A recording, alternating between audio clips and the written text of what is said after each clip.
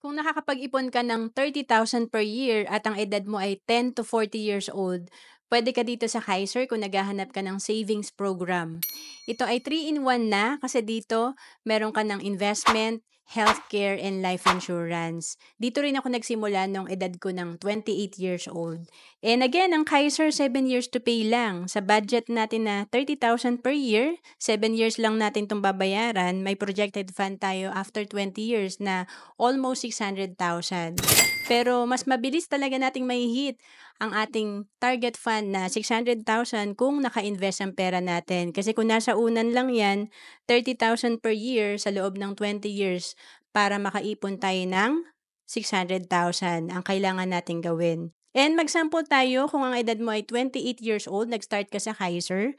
Pag edad mo ng 65, ang projected fund mo nasa 2.9 million. Kung ikaw naman ay 27 years old, nag-start ka sa Kaiser, 3.2 million ang projected fund natin pag edad natin ng 65.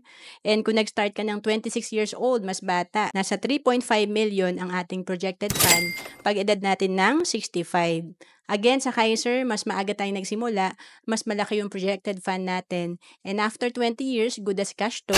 Kung hindi naman natin kunin, may healthcare pa rin tayo at investment. To know more about Kaiser, message mo na ako sa FB, Roancelis Capistrano.